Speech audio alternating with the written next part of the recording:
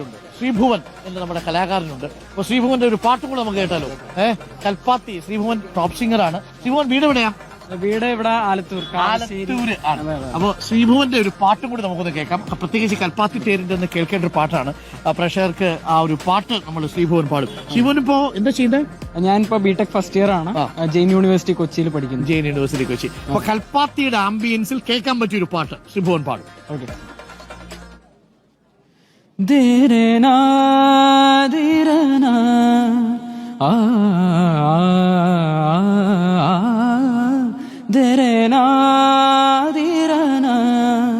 നിദപമരേ മാരേ പാനിദ സനിദമപ. വീടൊരുങ്ങി നാടൊരുങ്ങി കൽപ്പാത്തി തേരൊരുങ്ങി പൊങ്കലുമായി വന്നു പൗർണമി. വീടൊരുങ്ങി നാടൊരുങ്ങി കൽപ്പാത്തി തേരൊരുങ്ങി പൊങ്കലുമായി വന്നു പൗർണമി. കയ്യിൽ കുപ്പിവളയുടെ മേളം, കാതിൽ പാദസ്വരത്തിന്റെ താളം. അഴകായി നീ തുളുമ്പുന്നു, അരികിൽ ഹൃദയം കുളിരുന്നു.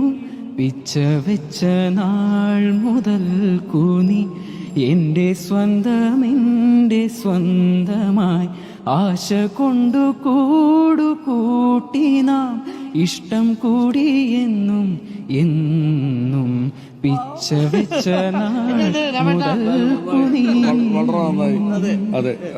നാടൊരുങ്ങി വീടൊരുങ്ങി എന്നുള്ളതാണ്. കൽപ്പാത്തി തേരൊരുങ്ങി എന്നുള്ളതാണ്. രാമേട്ടനൊക്കെ ഇവിടുത്തെ ആദ്യ തേരാണ്. നമുക്ക് രാവിലെയും വൈകുന്നേരം ഭക്ഷണം തരേണ്ട ആളാണ്. നേരത്തെ പറഞ്ഞാൽ ഒരു വിഷമമല്ലേ ഭക്ഷണം തരാൻ. ബ്രാഹ്മണൻ പൊതുവെ ഭക്ഷണം കൊടുത്തു മുടിഞ്ഞവനാണ്. അതുകൊണ്ട് അതിൽ വലിയ വിഷമമൊന്നുമില്ല. എന്താ വെച്ചാൽ 500 പറ പാട്ടമുള്ള സ്ഥലത്തുനിന്ന് അത് 0 എത്തിച്ചാണ് അത് നമ്മൾ കൊടുത്ത. അതുകൊണ്ട് അതിൽ വലിയ നഷ്ടമൊന്നുമില്ല. ഓക്കെ. അപ്പോൾ പ്രിയപ്പെട്ട പ്രേക്ഷകരെ, നമുക്ക് വളരെ പ്രധാനപ്പെട്ട ഒരു വാർത്ത കൂടി വരുന്നുണ്ട്. സൂപ്പർ ആയിരുന്നു പാട്ട്. ഫീലിംഗ് അല്ലേ?